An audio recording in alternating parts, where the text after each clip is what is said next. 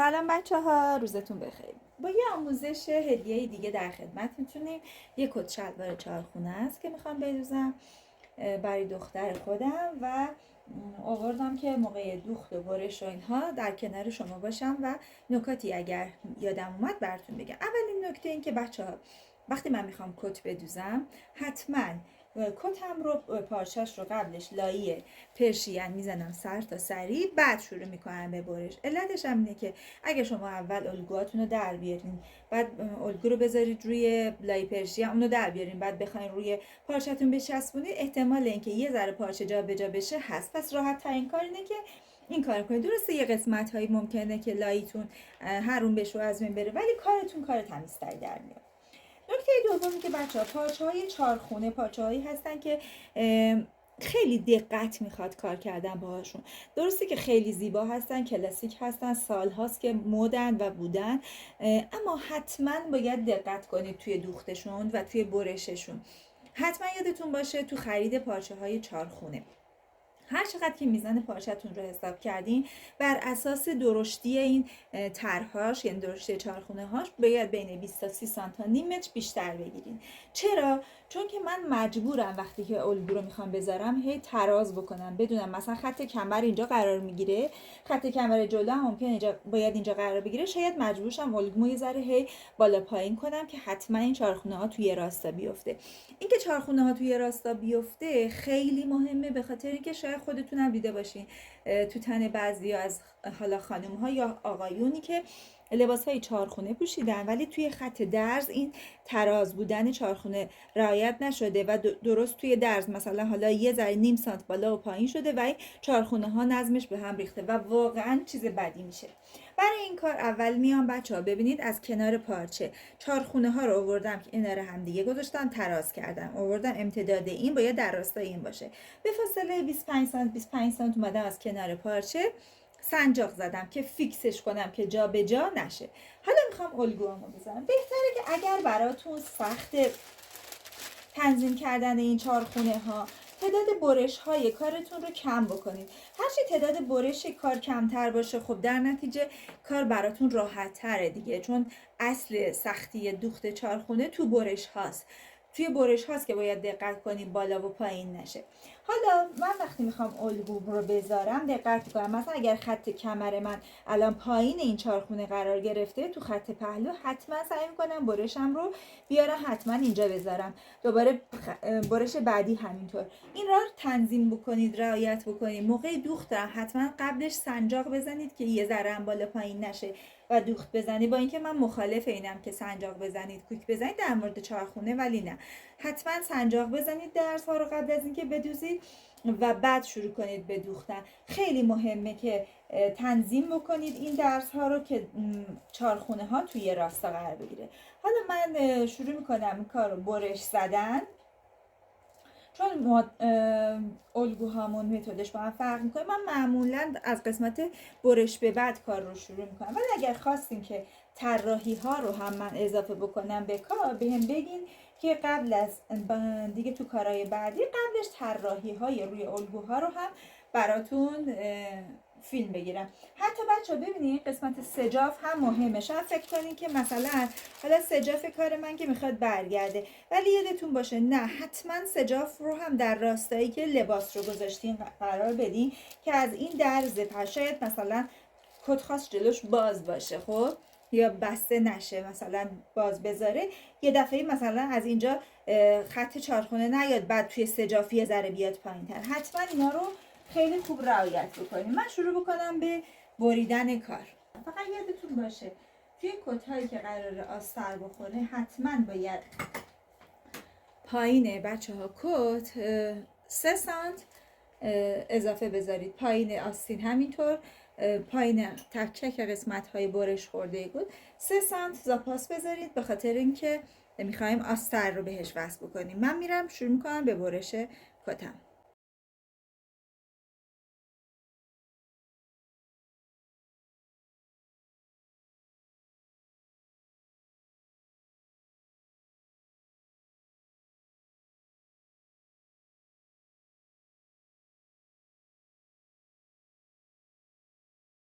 خب بچه‌ها میرسیم به جیب کتمون. ببینید توی لباس‌های چارخونه، تو کت‌های چارخونه دو حالت جیب رو میدوزیم. ما جیب فیلتاپیمون رو به دو شکل ممکنه بدوزیم. یا میخوایم جیبمون مشخص بشه که اگر بخوایم جیبمون مشخص بشه حتما جیب رو باید از اریب پارچه در بیاریم، یعنی خلاف جهت چارخونه هامون کج در بیاریم که خودشو نشون بده. یا میخوایم جیب دیده نشه. اگه بخوایم جیب دیده نشه باید حتما در راستای خطوطمون در بیاریم، مخصوصا جایی که قراره جیب بهش بدوزیم رو با جیبی که قراره ببریم هم تراز بکنیم که اصلا خطوطش جابجا نشه. و من چون جیب رو خیلی دوست دارم و به نظرم یکی از زیبایی های کت جیبشه، حتما جیب پارچه های چارخونه رو از روی اریب در میارم. برای اینکه بتونم یه جیب دو فیلتاپ بزنم باید 4 تا مستطیل 20 در 6 سانت 6 سانت ارزش 20 سانت طولش 4 تا از روی اریب در میارم، کج میذارم میبرم. و حتما بچه ها پشتش رو لایه کاغذی بزنید، به خاطر اینکه اریبه و اریب پارچه خودش رو ول میکنه، مخصوصا جیبم که دست بخواد داخلش بره خودش رو ول کنه چیز خوبی در نیاد، زشت میشه به مرور زمان. پس حتما بعد از اینکه بریدین پشتش رو، قبل از اینکه بدوزین جیبتون رو، لایه کاغذی میزنید. خب بچه ببینید یادتون باشه هر وقت که قرار شد یه لباس آستردار ببرین حتما باید آستری هم همون موقعی که دارین لباس برش میزنین داشته باشین. اینطور نباشه بگین حالا لباسا میبرم، الگوشو جدا میکنم، بعد دوباره آستری رو میخرم میبرم. نه، همون موقع آستری رو داشته باشین، چون خیلی از کارا باید لباس رو همونجور که روی الگوه تیکه هاش رو بذارین رو آستری ببرین، چون باید کاملا اندازه همدیگه باشه. ببینید تمام قسمت های یه لباس یا یه کتی که قرار آستر بخوره رو ما میایم میذاریم روی آستریمون و همه رو مثلا تیکه های جلو و پشت رو همه رو به اندازه همون تیکه‌ای که بریدیم، یعنی 3-4 سانتی که پایین زاپاس دوخ گذاشتیم میبریم. فقط آستینه که به این قسمت 3-4 سانتی که من برای زاپاس گذاشتم روی کار رو جمع میکنم، به این حالت میبرمش تو، چون نمیخوام که اندازه قد آسترم با اندازه قد رویم یکی باشه. فقط به اندازه 1 سانت پایینش زاپاس میذارم و میبرم. ببینیم الان اینو بیارم پایین تر، به اندازه 1 سانت زاپاس میذارم پایین کار، ولی دور تا دور کار رو به همون اندازه آسترین شروع میکنم، به اندازه رویم شروع میکنم آسترین رو هم برش زدن.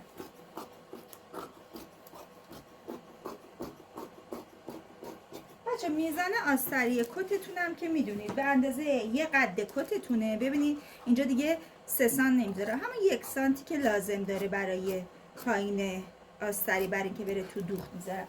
میزان آستری که لازم داره یه کت به اندازه یه قد کت و یه قد آستینه، چون یه مقدار خیلی جلوی کت یعنی به سجاف از روی کار در میاد، در نتیجه به اندازه یه قد کاملا جلو و پشت رو جواب میده. الان نگاه کنید بچه ها، من دوباره اینجا 1 سانتی رو زاپاس میذارم و مابقی رو به اندازه روی ای کار میبرم. اونم به خاطر اینه که ما میخوایم آستینمون رو بگیره روی ای کارمون رو بکشه بالا و باعث نشه که هی آستریمون از آستینمون بزنه بیرون و نمای زشتی به کارمون بده. ولی بقیه کار رو درست به اندازه خود کار میبرم.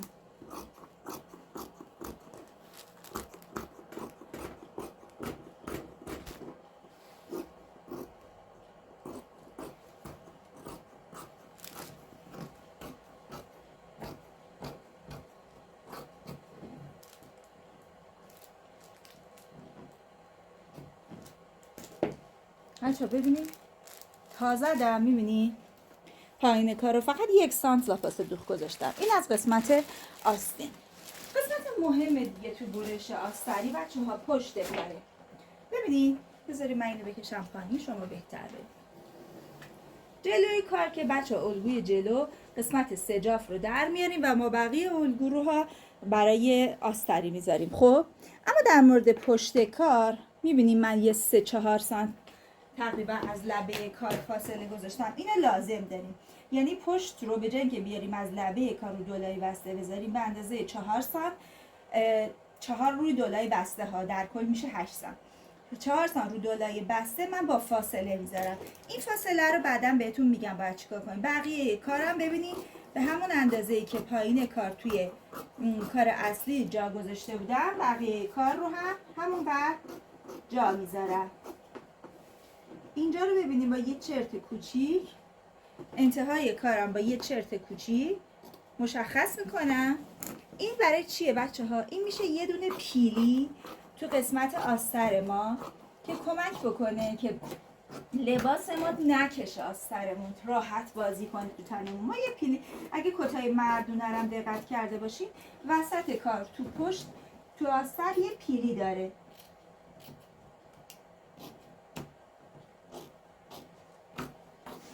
خب این شد آستر پشت. آستر جلو هم که بچه ها 3 جاف رو در آوردم. ما بقیه کار دیگه آستر جلوه. ما بقیش هم که بچه ها میبینی برای جیب و اینا استفاده میشه. پس یه قد بالاتنه به اضافه یه قد آستین برای یه کت برای آستریش کافیه.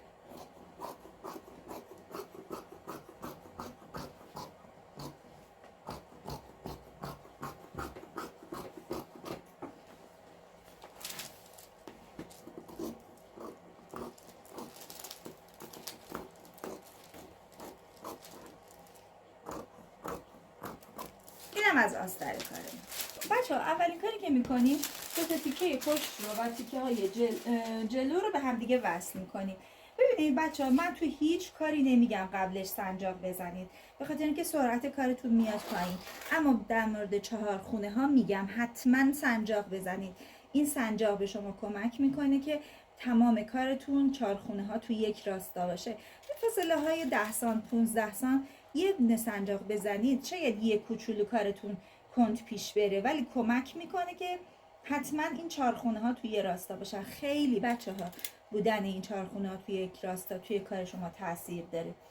اینجوری قشنگ با فاصله 10 15 سانت یه دونه سنجاق بزنید، یه کوچولو کارتون عقب میافته، اما در عوض خروجی کارتون خیلی تمیز و مرتب میشه. ببینید من الان قشنگ نگاه میکنم، 4 خونه ها رو هم میزوم میکنم و بعد سنجاقش رو میزنم. الان ببینید من اون سمتش رو دوختم، سنجاق زدم دوختم. نگاه کنی اتو هم نزدم هنوز. ببینید چقدر توی یک راستا هستن این خطای 4 خونه. اینو میخوام چشم رو اذیت نمیکنه، کافیه اینا یه نیم سانت بالا پایین باشن، کامل توی دید به نظر آدم میاد و نامرتبی این 4 خونه چشم رو اذیت میکنه. خب من درزای پهلوی، درزای برشای پشت، درز برش جلو رو هم میدوزم، بعد میام مرحله بعدی بهتون میگم. خب بچه ها ببینیم وقتی که کت داریم و قراره که جیب بدوزیم، اولین کاری که بعد از دوختن تیکه های جلو انجام میدیم ما دوختن جیبمونه. چرا جیب رو اول بدوزیم؟ به خاطر اینکه الان کار سبکه، قبل از که بخوایم تیکه های دیگر وصل کنیم خیلی راحت تره برامون جیب رو بخوایم بدوزیم.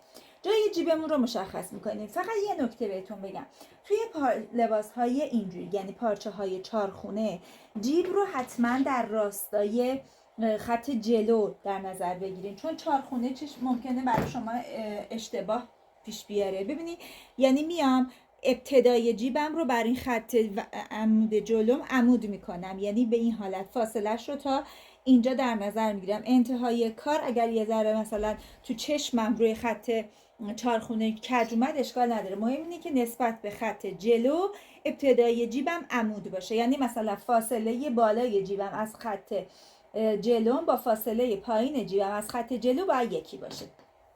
من میخوام یه جیب با دهانه 15 سانت و به عرض 3 سانت 2 فیل تاپی بدوزم. خیلی کار راحتیه. برای اینکه این کار رو انجام بدم بچه ها میام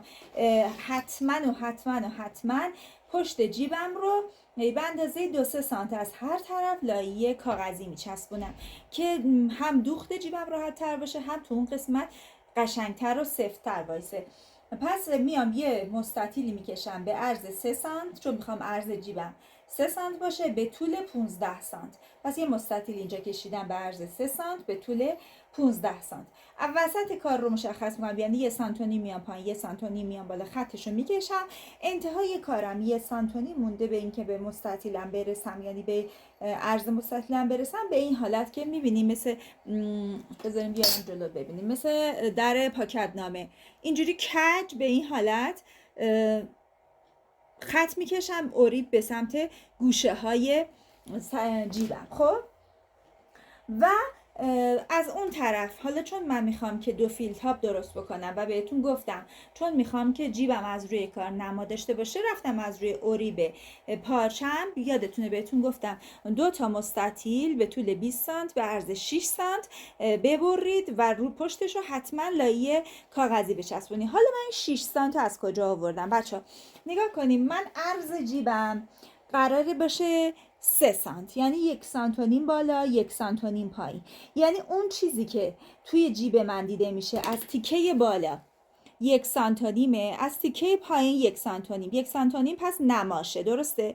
مابقی باید وصل بشه به لبه های این جیبم که برش میزنم. چقدر دارم برش میزنم؟ وقتی اینو برش میزنم اون تیکه‌ای که قراره بهش دوخته بشه، یعنی این تیکه بالا ارزش 1 سانت و نیمه، اینم 1 سانت و نیم باز میشه دیگه. ببینید من اینجا برش زدم بهتون نشون بدم. الان این تیکه‌ای که من برش زدم این تیکه 1 سانت و نیمه، این تیکه هم 1 سانت و نیمه.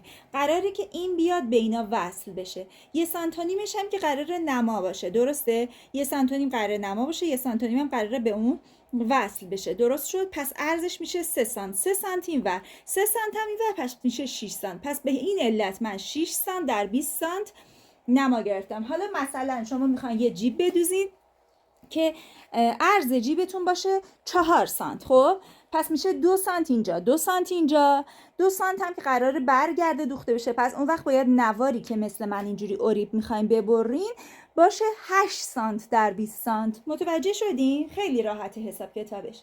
خب حالا میام برش میزنم جیبم رو. ببینید به همین سادگی اول یه دو، فقط حتما قیچی تیز لازم دارین. یه برش از خط وسطش میزنم و ببینید تا این انتها، تا اینجایی که اوریب کردم.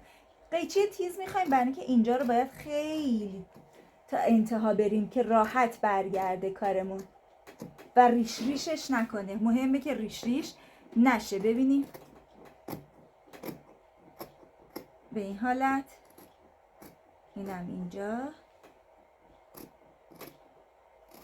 و اینم اینجا. قیچی که نوک تیز باشه باعث میشه که راحت این تا انتها بریده بشه ولی ریشش هم نشه. خب بعد حالا میرم اینو کامل ببینید به این حالت اتو میزنم و برش میگردونم همه طرفش رو مثل این کار. ببینید الان من رفتم اتو زدم، پرسش هم کردم، برگردوندم. اون نوارهایی که بریدیم بهتون گفتم 20 سانت در 6 سانت میبرید از روی اوریب و لایی میزنید رو، 2 تاشو میذارم رو هم، 2 تا 4 تا دیگه 2 تا میذارمشون روی هم و از وسط کار یه دوخت میزنم. 2 تا گذاشتم رو هم و وسط کار دوخت زدم. ببینید 4 تا بود. خب حالا وقتی که دوخت زدم میام اینو باز میکنم و اتو میزنم. پس این یه نوارمه، این یه نوارمه. عرض این بود 6 سانت. حالا که نصف شده، نصفش این ور نصفش اون ور، 3 سانت. 3 سانت این ور، 3 سانت این ور. درست شد؟ من 1 سانت و نیم از این بالایی، 1 سانت و نیم از این پایینی برای نما میخوام. 1 سانت و نیمی که میمونه رو حالا باید وصل کنم برای این زاپاسی که برش زدم. یعنی کار من به همین سادگیه. کافیه اینو بذارم روی این. میبینی؟ از اینجا به اندازه، ببینید اینو میذارم کامل روی این، از اینجایی که چرت زدم تا انتها، چون 1 سانت و نیمه قشنگ لب به لب که بذارید کارتون راحت میشه. از اینجایی که چرت زدم میدوزم تا اینجا، دوباره اون سمتشم به همین سادگی از اینجایی که چرت زدم میدوزم میام اینجا. و پهلوهاش هم ببینید، پهلوها هم 3 گوش بود دیگه، پهلوها هم همینطور. پهلو رو میذارم کامل روی این خط. ببینید نوک این پهلویی که تیزه روی این خط مماس کنید که صاف بشه و بعد پهلو رو هم همینطور یه دوختم اینجا رو میزنم. یکیشو بذارین دوخت بزنم بهتون نشون بدم.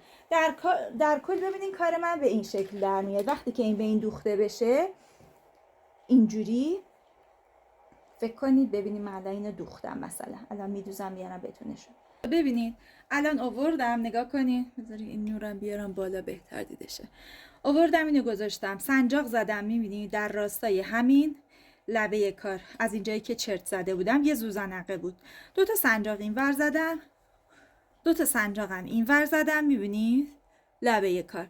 بعد توی این سه گوشا ببینید، این سه گوشا انتهای این سه گوشش حتما باید تو راستای این خط دوخت باشه که کامل صاف کج نشه انتهای کارتون. الان ببینید این یه ذره کجه، من اینو باز میکنم یه ذره این ورتر میارم که مطمئن باشم توی همون راستا. حالا شروع میکنم به دوخت. نگاه کنید از اینجایی که چرت خورده شروع میکنم به دوخت زدن.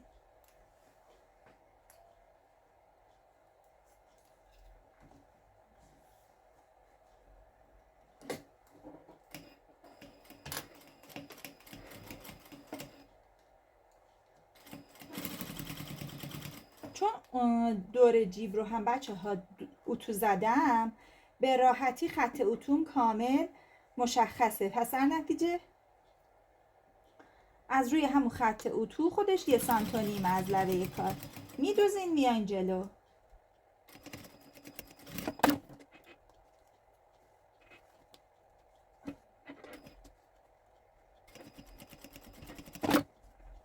بچه جیبایی 2 فیلتاب یا تک فیلتاب اگر که درست دوخته بشه و راه اصولیش رو یاد بگیرین اصلا کار سختی نیست. در این حال کار لباستون رو خیلی زیبا میکنین. ولی بچه ها من نمیدونم چرا اینقدر مینالن از دوختن این جیبای تک فیلتاب یا 2 فیلتاب. اصلا کار سختی نیست، فقط اصول درستش رو یاد بگیرید و اندازه گیریاتون مهمه که درست اندازه بزنید، اون نوارها رو درست ببرید.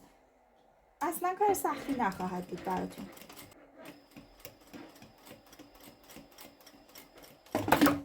خب بچه ها ببینید من هنوز اتو هم نزدم. میبینید اتو که بزنم این گوشه ها قشنگ خودش میاد بیرون و جیب 2 فیلتاب ما حاضر شد. فقط بچه ها قبل از اینکه بازش بکنین، یعنی وقتی اتو زدین به این حالت، ببینید من الان این یکی رو اتو زدم، نگاه کنین. وقتی که اتو زدین جیبتون رو، قبل از اینکه این دوخته وسط رو باز بکنید حتما وقتی که من معمولا جیبا رو این کار میکنم، یعنی نمیذارم جیب باز بشه، یه تیکه از خود پارچه میارید میذارید روی جیب، خب به اندازه خود همون نواری که گفتم و دور تا دورش رو میدوزید.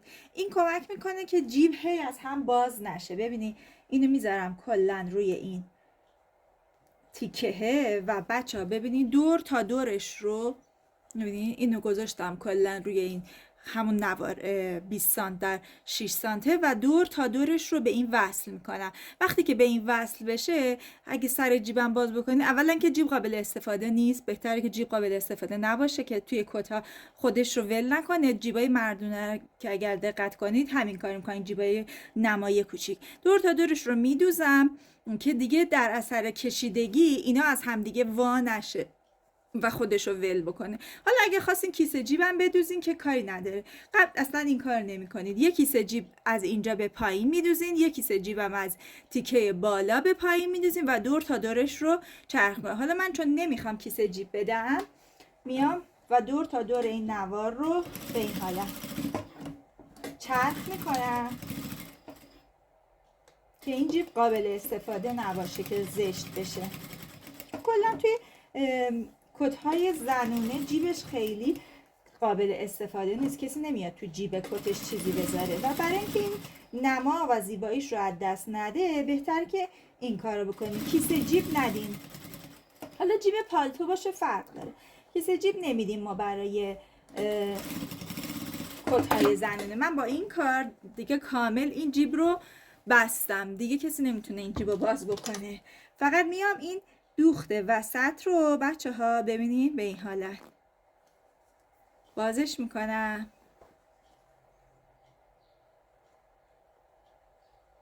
به این حالت بشکافتون هم اینوری نذارید، اینوری احتمال پاره کردن لباس هست. اینور که چیزش داخل باشه قرمزیش دیگه لباستون رو هم پاره نمیکنه. تا انتها بازش میکنم، فقط به صورت یه نماه. میبینید اضافه نخاشم میگه. اینم از جیب 2 فیلتاب که خیلی راحت و سریع دوختیمش.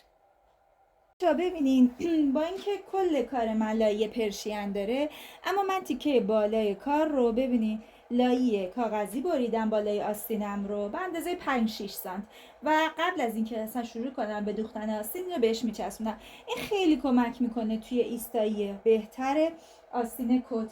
و اینکه مخصوصا بچه‌ها الان خیلی علاقه ندارن که لباساشون اپل داشته باشه. خب اپل خودش توی ایستایی آستین کمک کننده است.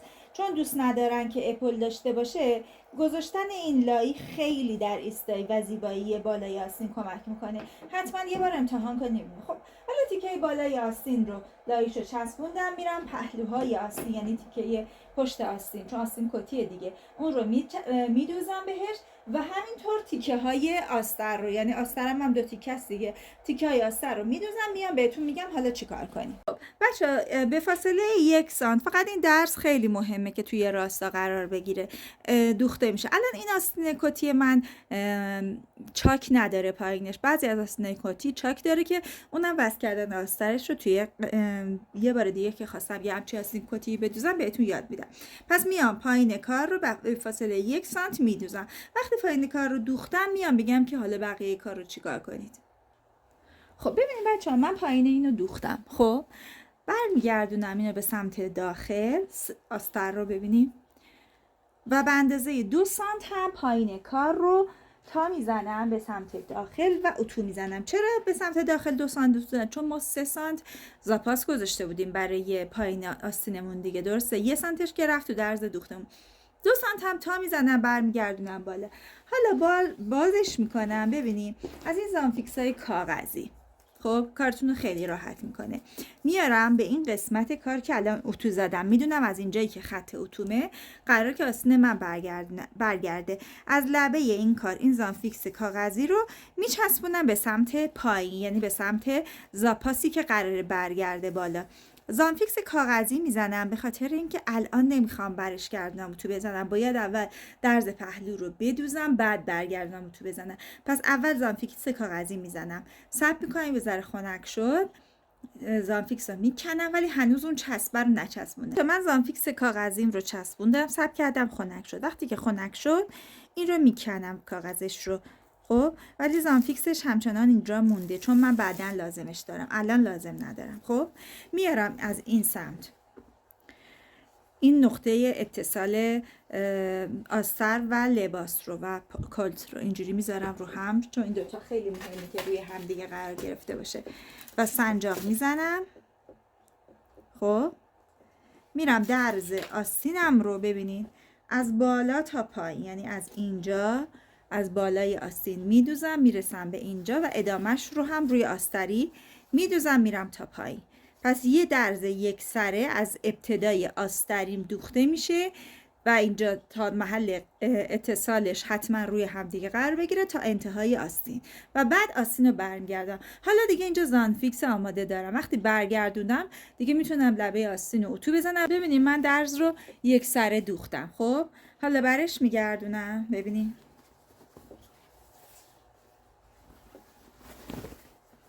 الان دیگه خطش هم مشخصه دیگه، چون اونجا اتو زده بودم خطش رو قبلا. نگاه کنی قشنگ هم خطش مشخصه، هم از تو من زانفیکس دارم. یه اتو بزنم به لبه کار، آستینم اینجا فیکس میشه و آماده وصل کردن به کت میشه. به همین راحتی آستین کتمون آماده است. موقعی هم که میخوایم وصلش کنیم به لباسمون کافیه که این دور تا دور لبه کار رو خورد بدیم که بتونیم به راحتی به لباسمون وصلش بکنیم. خب بچه ها ببینید، حالا من میخوام یقه رو وصل کنم. پس اول باید درزای پهلو رو وصل کنم. برای وصل کردن درزای پهلو هم مثل بقیه درز ها میام اول سنجاق میزنم، یعنی اول اینجوری فیکسش میکنم رو هم دیگه. یه خورده این فیکس کردن ها و سنجاق زدن ها ممکنه زمان بر باشه، ولی بچه ها در نهایت کارتون خیلی تمیزتر و قشنگتر در میاد.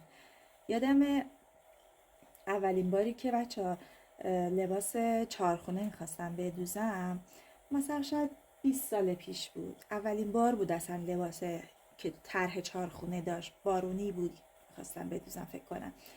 بعد با ذوق و شوق رفتم پارچه بارونی رو گرفتم و یه بارونی چهارخونه آوردم و هیچ کس هم نبود به من مثلا یاد بده یه چیزی بگه. بچه من بیشتر خیاطی رو خودم یاد گرفتم. از وقتی اینترنت و اینا اومد من خیلی خیاطی و خیلی نکات رو اینجوری یاد گرفتم. خیلی نکات رو هم با باز کردن مثلا لباسهای خودمون، مثلا لباس همسرم بود دیگه نمیخواست بپوشه، میخواست رد کنه، من برمی داشتم مثلا کتش رو باز میکردم، توش رو نگاه میکردم ببینم مثلا چجوری آستر کشی کرد، چه کار کردم. اینجوری بیشتر خیاطیم رو یاد گرفتم. برای همین میگم خیاطی یاد گرفتن اصلا کار سختی نیست، انقدر خودتون سخت نگیرید. خلاصه بچه ها من رفتم پارچه بارونی رو خریدم و گرونم خریدم چون بعدش خیلی دلم سوخت.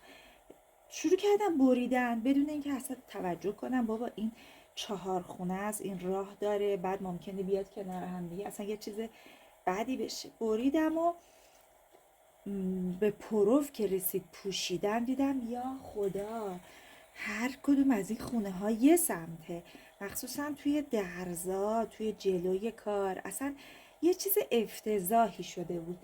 هر 4 خونه‌ای برای خودش یه جا بازی داشت میکرد. بعد از اونجایی که همسر من همیشه سعی میکنه که منو تشویق کنه مثلا ناراحت نشم، تو ذوق من نخوره یه کاری دارم انجام میدم، نگاه که گفت خیلی قشنگ شده خیلی قشنگ شده. گفتم واقعا؟ گفت آره خوبه، حالا یه ذره متفاوته با لباسای 4 خونه دیگه. خلاصه من نتونستم اصلا اون دیگه از پرو به بعد دیگه اصلا انقدر دلمو زد نتونستم حتی بپوشمش یا ادامهش بدم تمومش کنم.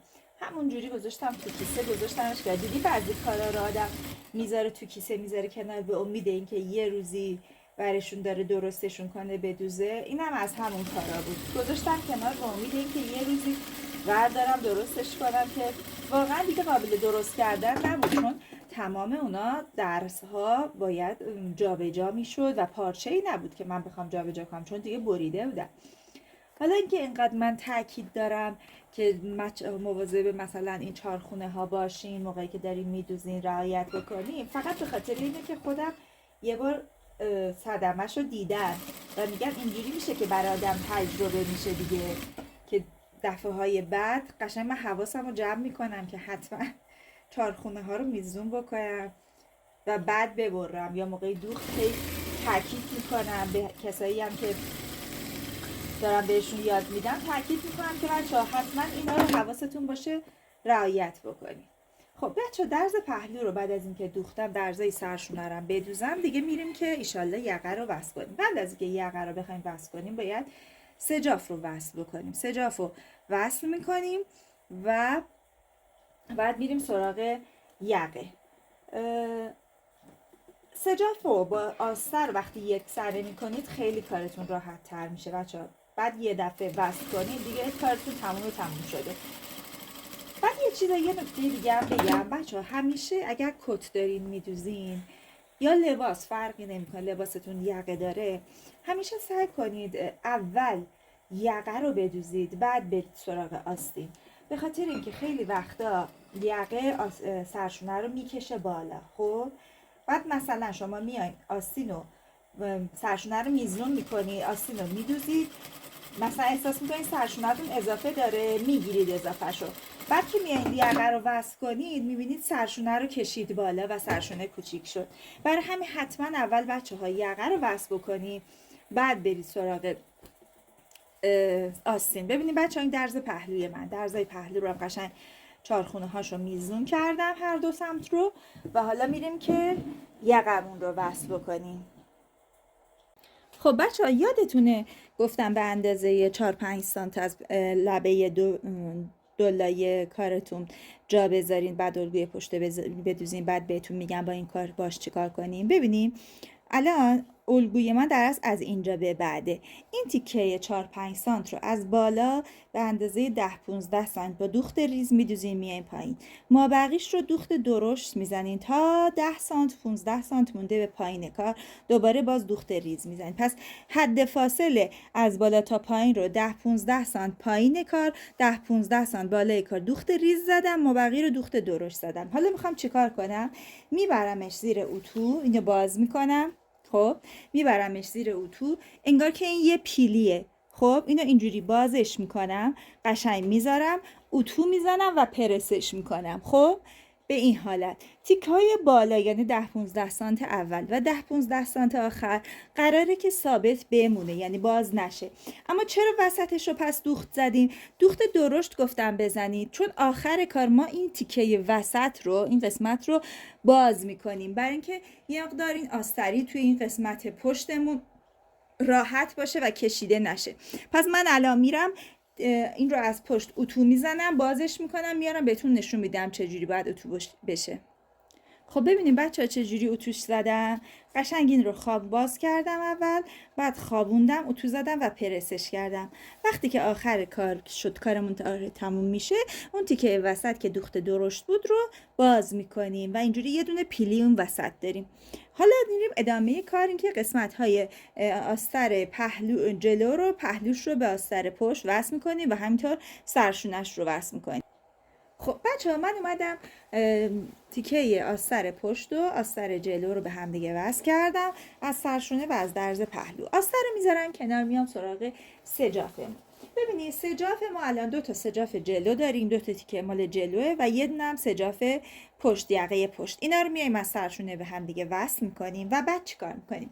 یکی از زیباسازی های کت بچه ها دوختن نواریه که ما بین سجاف و آستری قرار میگیره. میام چیکار میکنم؟ من اگر نوار اوریب داشتم، یه رنگی انتخاب کنید که هم به رنگ پارچه رویتون بیاد، هم یه جورایی متفاوت باشه. کت که کنار میره، اون نوار باریکی که ما بین سجاف و آستر قرار میگیره خودشو نشون بده. ببینید الان مثلا کت من سیاه و سفیده، من اومدم نوار خردلی تقریبا انتخاب کردم، یا مثلا زرشکی انتخاب میکنم، خیلی هم تو ذوق نزنه ولی یه جورایی هماهنگی رنگی هم، مثلا سفید نمیزنم، مشکی نمیزنم که خودشو نشون بده، یه چیزی میزنم که خودشو نشون بده. و چون نوار اوریب نداشتم، ببینین پارچه معمولی رو 3 سانت بریدم تا زدم و اتوش کردم و پرسش کردم. شما اگه نوار اوریب داشته باشینم باید نوار اوریبتون رو باز بکنی، یعنی اگه یه نوار اوریب به این شکل داشته باشین، نوار اوریبای معمولی بیرونم داشته باشین که این شکلیه، حتما بعد اول اتو بزنید، بازش کنید، بعد به این حالت اتو بزنید به این شکل بشه. ببینین، بذارین این سرش رو بهتون نشون بدم. به این شکل باید بشه که بخواید بذارید لایه سجاف و آستری. بعد بیشتر از مثلا نیم سانت هم دید نباید داشته باشه، خیلی نباید بیاد بیرون که خودشو نشون بده. پس اول میام سجاف جلو و پشت رو به هم دیگه وصل میکنم، یه سرش میکنم. ببینید اینجا قسمت یقه منه و اینجا قسمتیه که قراره به آستر وصل بشه. از لبه این کار، ببینید از لبه پایین این کار شروع میکنم، این نوار رو به این حالت میذارم روی کارم. ببینید من الان نوارم رو 3 سانت بریدم که وقتی تا میکنم بشه 1.5 سانت. وقتی با فاصله 1 سانت میدوزم، نیم سانت از این نوارم بیرون باشه، یعنی وقتی که کارم تموم شد یه همچین نمایی به من بده. ببینید وقتی که وصل میشه به آسترم، پس میذارم لبه کارم حالا یک سر دور تا دور این سجافم، چون سجاف پشتم آوردم بهش وصل کردم، میارم کامل دوخت میزنم تا انتهای کار. اول به این وصل میکنم، بعد یک سره وصلش میکنم به آسترم، اونجوری بهتون نشون میدم. خب بچه ها ببینید من الان این نوار رو اومدم بین سجاف و آسترم دوختم. از پشتم الان ببینید اول اومدم به سجاف دوختم دور تا دور، بعدش آستر رو اومدم بهش وصل کردم و اینقدر نوار اومد، نیم سانتش تقریبا اومده بیرون. خیلی کار آسترتون رو خوشگل میکنه و خیلی شیک میکنه. متفاوت باشه رنگش با رنگ آستر و سجافتون که خودشو نشون بده، ولی خیلی هم تو ذوق نزن. این قسمت آسترمون که الان آماده است تا بعد بره وصل بشه به کتمون. بچه ها برای اینکه یقه‌مون رو بریزیم، ببینید من تیکه بالای یقه رو رفتم دوختم آماده کردم و یقه من 2 تیکه است بچه ها، مثل یقه های مردونه تیکه بالاش 2 تیکه است برای اینکه خوش فرم تر وایسه. این از یقه‌م. حالا میام اول سجافم رو میدوزم، به لباسم، بعد میام تیکه بالای یقه. سجافم که یادتونه بچه ها وصلش کرده بودیم به آستری. خب توی خط جلو یعنی خط CFمون به این حالت میایم از بالای دال یقمون تا جلوی انتهای کارمون لباسمون این رو دوخت میزنم به این حالت. از اینجا دوخت میزنم میرم تا پایین، سجاف رو به رویه کار، فقط این دو سمت رو، یعنی این سمت رو و سمت مقابلش رو میرم دوخت میزنم اینجا رو. سجاف رو به رویه کار اینجا دوخت میزنم. بعد به یه دوخت نیش بزنم. بچه‌ها یه چیزی که خیلی مهمه، شما وقتی که یقه ساده میدوزید، مثلا یه مانتوی یقه گرد میدوزید، بعد میاید روی سجافش دوخت نیش میزنید، درسته؟ در مورد یقه هایی که برگرد دارن، خب ما دوخت نیشمون رو از یه جایی باید به سمت سجاف بزنیم، از یه جایی باید به سمت رویه کار بزنیم. چرا؟ چون یقه بر میگرده. من باید از بالای یقه، از جایی که داله یقه است تا محل برگشتش یقه، یعنی شکست یقه، روی کار اصلیم دوخت نیشم رو بزنم.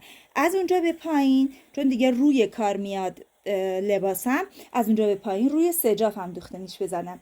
پس فرقش رو فهمیدین؟ وقتی که یه یقه گرد دارین، یه مانتویی دارین که مثلا یقه گرده و سجاف میخوره، با وقتی که مثلا میاید مانتوی یقه انگلیسی میدوزید دوخت نیشش فرق میکنه. توی مانتوی یقه انگلیسی ببینیم مثلا من الان این مانتو رو دوختم، تموم شد، درسته؟ خب این یقه بر میگرده دیگه. من از این داله یقه تا این شکست یقه باید دوخت نیشم رو به این سمت بزنم، سمت رویه کار. از این انتهای شکست یقه تا پایین کار، تا جلوی کار، باید دوخت نیشم رو به سمت سجافم بزنم. اینو باید حتما یادتون باشه.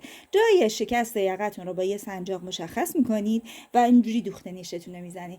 و بعد به خاطر اینکه لباستون وقتی دارین دوخت نیش میزنین اینجا بد وای نسته، از داخل هم باید یه چرت بدین. بهتون میگم چون. خب حالا بریم اول اینو بدوزیم، بعد دوخت نیشم رو ببینید از اینجا تا محل شکست یقه این ور میزنم، از شکست یقه به این ور، از شکست یقه تا پایین رو به اون سمت میزنم. بعد میام بهتون میگم چرت رو کجا بدین.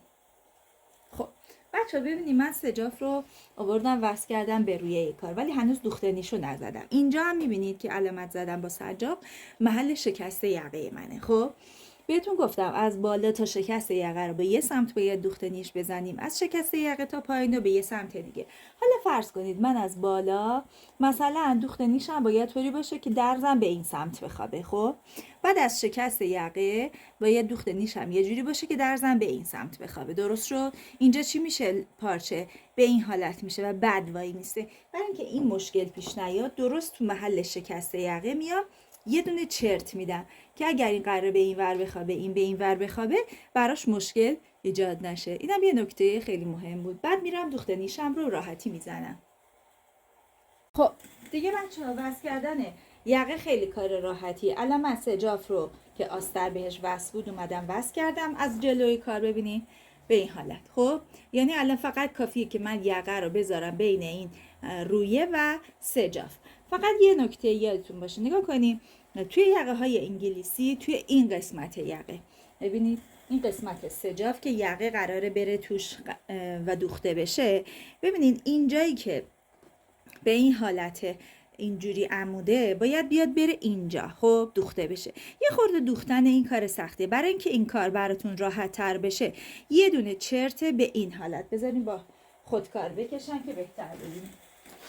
ببینید توی این گوشه قائمه یه دونه چرت به این حالت میدید، یه چرت نیم سانتی تا 1 سانتی. بعد این چرت به شما کمک میکنه که موقعی که دارین این یقه رو میدوزین راحت تر بدوزین. ببینید وقتی میایید مثلا یقه رو میذارید اینجا میدوزید، به این نقطه که رسیدید این چون چرت دادین باز میشه راحت تر و میتونید ادامهش رو ببینید. الان بسته سخته. ببینید من اینو براتون یه چرت میدم، نگاه کنید. درست توی گوشه‌ای که قائم است، نگاه کنید. این اگه یقتونه که میخواد سجافتونه که قراره یقه بیاد بره توش، خب اگر این چرت رو ندین یه خورده دوختنش براتون سخته. ببینید وسط کار که خیلی کار سختی نیست. وسط کار رو میذارید، یقه رو میدوزید میاد تا اینجا.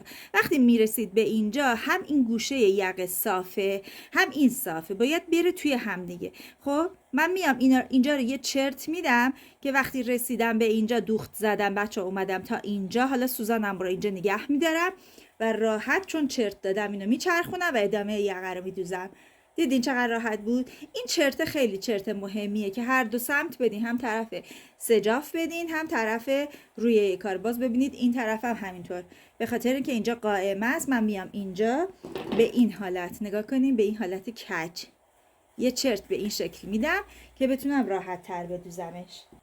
ببینید بچه ها، نگاه کنی الان من سنجاق زدم یقم رو، نگاه کنی، ببینید از سر دال یقم شروع میکنم میذارم رو سجاف، میدوزم میام اینجا توی این گوشه. حتما باید چرت بدین تا راحت به چرخی کارتون. اگه چرت نداده باشین، ببینید میام میدوزم تا اینجا دیگه، سوزن رو از میکنم داخل، بعد میچرخونم کارم رو. نمیدونم میبینید خوب یا نه.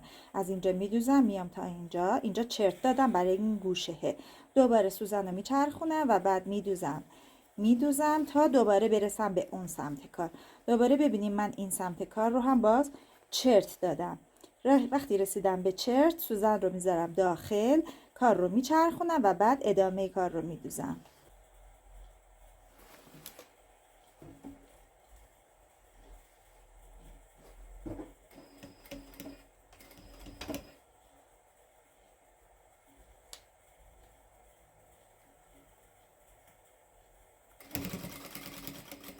ببینیم میرسم به این چرته، سوزن رو میذارم داخل، حالا میچرخونم کار رو.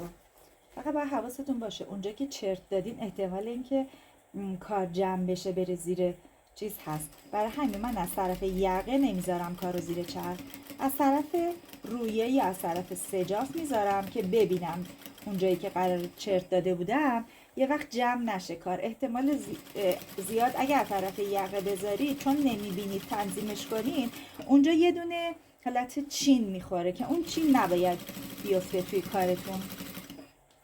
ببینید باز دارم میرسم به این چرته، میبینید اگر خوب دیده بشه، باز که دارم میرسم به این چرته، نگاه کنید تا جایی که بتونم میدوزم، بعد سوزن رو میبرم داخل درست بیخ چرت، بعد آروم میچرخونم کار رو و بقیه کار رو میدوزم.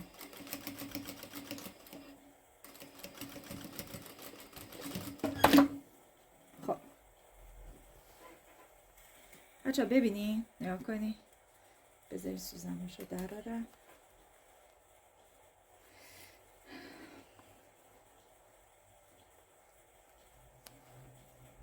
ببینید اینجا رو گفتم، اینجا برای اینکه همینقدر تمیز بتونین در بیاری، میبینین چقدر تمیز در اومده. احتمال اینکه اینجا چین بخوره هست اگر از روی یقه بذارید زیر چرخ و بدوزید، چون اینجا رو نمیبینید، این قسمت چرت رو خوب ممکنه نبینید، اینجا ممکنه یه چین کوچیک بخوره و بعد اینجا مشخص میشه اون چینه. الان ببینید چقدر صافه و اصلا چینی نداره. این به خاطر اینه که من از طرف سجاف گذاشتمش زیر چرخ. حالا کافیه که فقط اون سمت یقه، اون سمت لباس رو هم بیارم و همین رو دوبلش بکنم، به همین سادگی. البته اول میرم یه اتو میزنم، بعد دوباره میام اون سمتش رو میدوزم. خب بچه برای وصل کردن آستین ما باید اول آستین رو خورد بدیم. خب اما خورد دادن آستین کتی با آستین معمولی فرق داره. چجوری فرق داره؟ الان نگاه کنین دوخت من از سمت جلو شروع میکنم میدوزم، میبینی میام تا نزدیک برشم. اینجا که میرسم نخو قطع نمی کنم، سوزن رو میکنم داخل، دوباره همین مسیر رو برمیگردم با فاصله 2-3 میل دوباره تا نقطه اول، یعنی یه دوخت به این حالت برمیگردم. این چه قطع نمی کنم. چرا دوتا نخ با هم میدوزم؟ دوتا نخ رو با هم میدوزم و همزمان هم با هم دیگه بچه ها میگیرم چی نشون میدم. وقتی اولا که دوختم رو درشت نمی کنم بچه ها، دوختم همون دوخت 3 بودش که باش دارم خیاطی میکنم. خب دوم از این که همزمان با همدیگه این دوتا رو میگیرم و میکشم، یعنی یکی رو نمیگیرم جدا چین بدم اون یکی رو جدا، نه.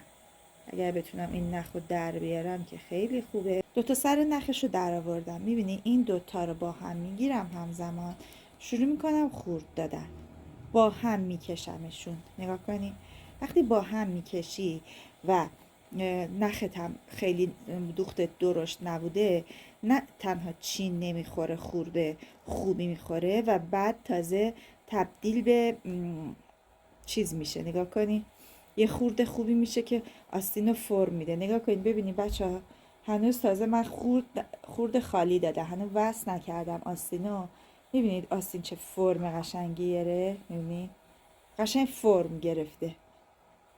خب بعد از اینکه اون مقداری که لازمه رو خورد میدیم، میبریم میذاریمش روی این قشنگ اینجوری میذارمش لبه این وسیله‌ام و اینجا رو شروع میکنم بخار حسابی دادن. این بخار حسابی که میدم، اون یه ذره خوردی هم که میبینید الان من اینو خورد دادم آستین دیگر رو، اون یه ذره خوردی که ممکنه تبدیل به چین شده باشه اینجا کاملا از بین میره و کاملا آستین فرم آستین کتی رو به خودش میگیره. ببینید هنوز آستین وصل نشده، هنوز زیر ساز آستین و فیتیلش کار گذاشته نشده، چقدر خوش فرمه. میبینید قشنگ آستین کتی واقعیه. پس میذارمش لبه این کار، قشنگ یه بخار حسابی میدم که این چند تا دونه ای هم که حالت چین داره کامل از بین بره. بعد میخوام وصلش کنم به آستین.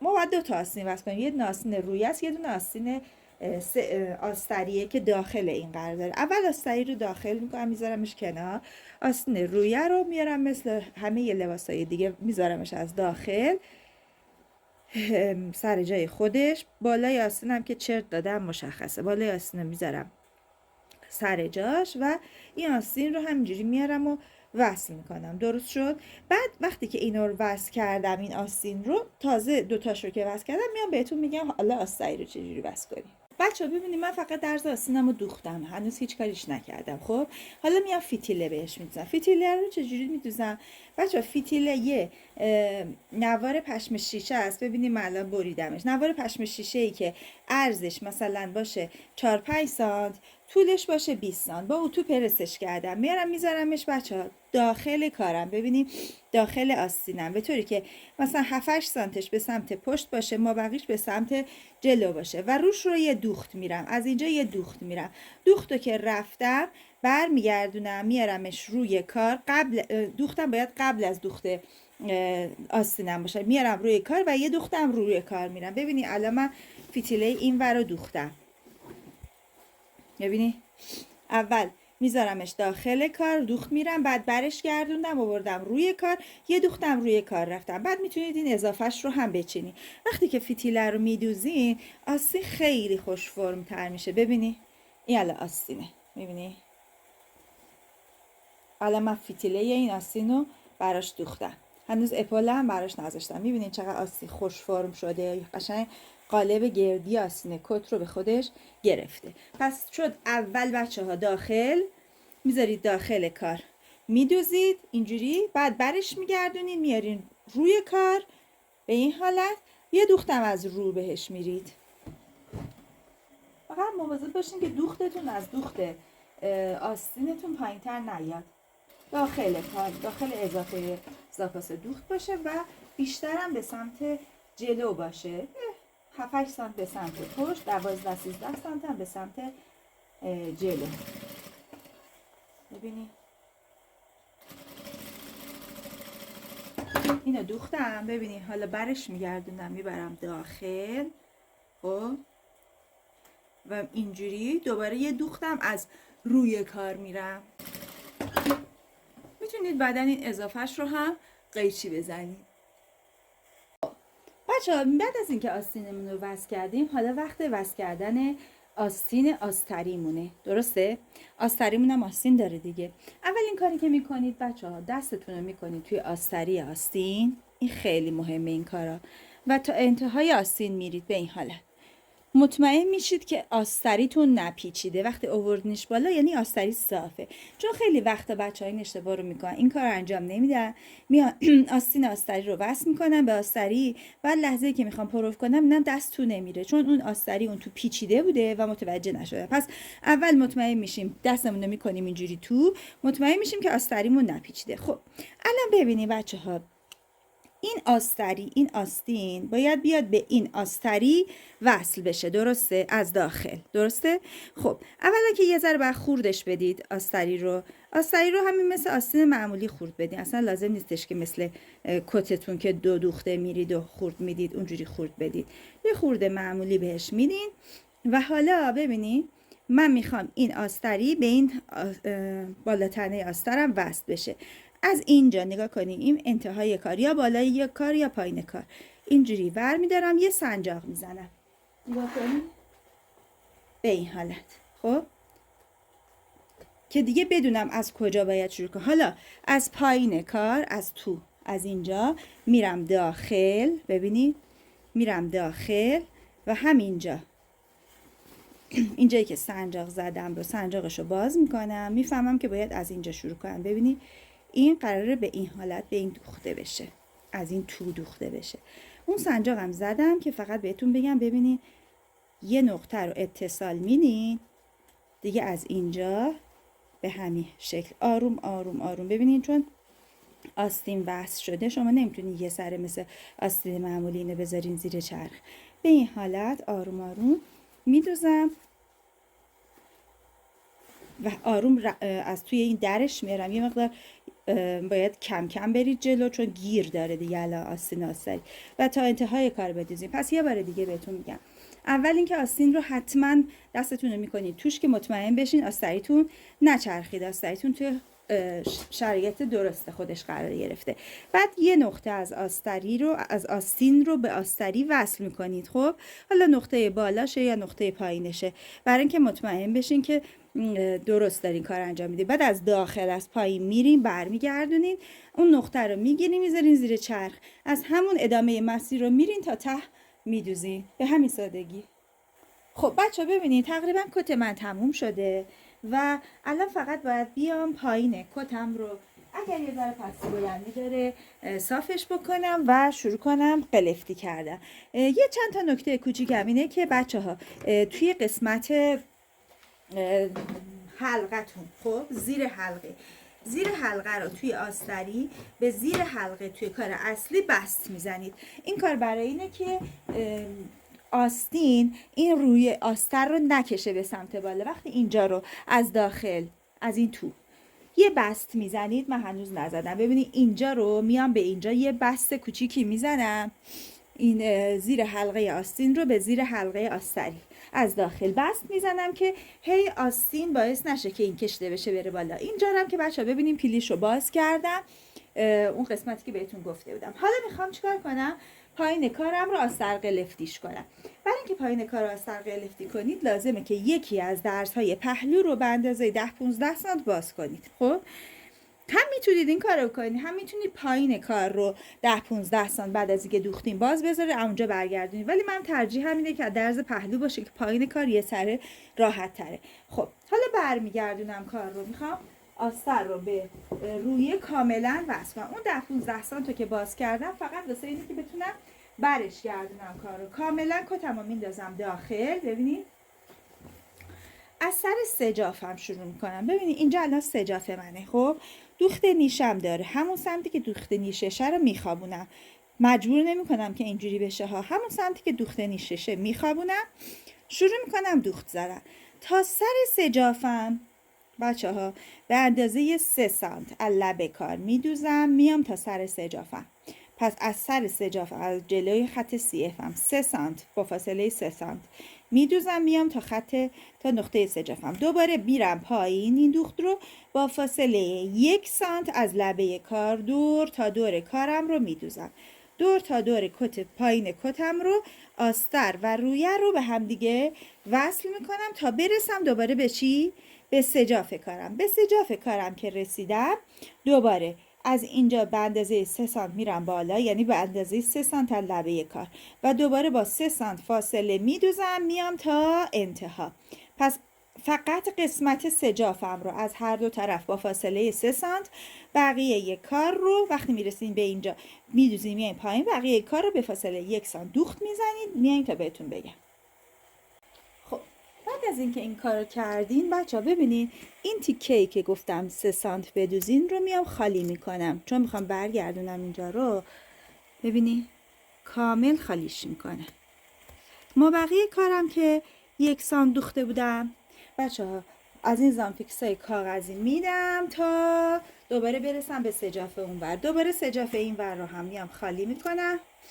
ببینید زانفیکس کاغذیم رو ثبت میکنم تا خنک شه. بعد از اینکه خنک شد زانفیکس کاغذیم رو میکنم. درست شد؟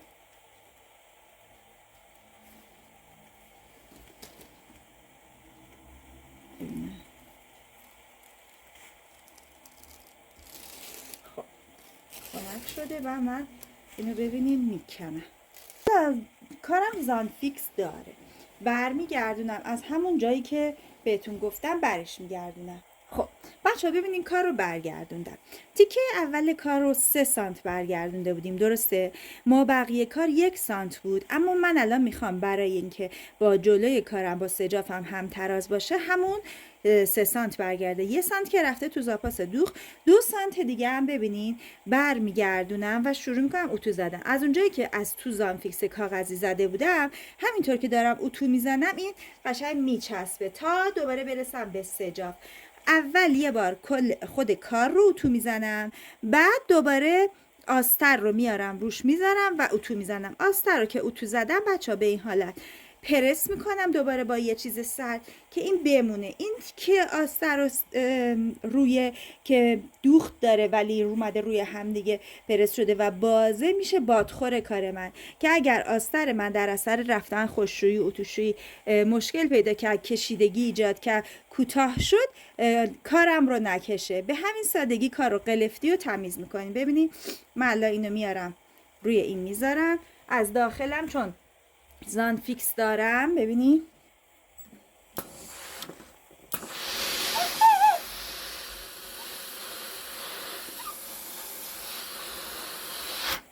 بعد از اینکه اتو بزنم بلافاصله پرسش میکنم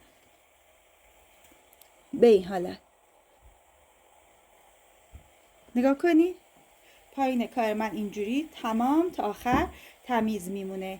از پایینم که چسب داره و قسمت کت کامل میمونه. به همین راحتی تا انتها رو اتو میزنم و پرسش میکنم.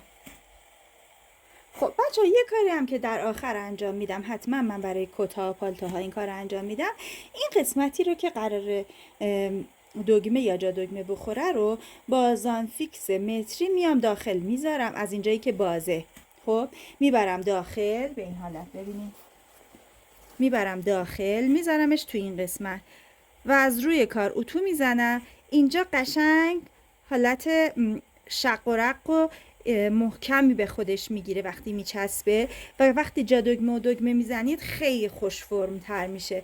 ببینید الان گذاشتمش داخل، از روی کارم قشنگ اتو میزنم.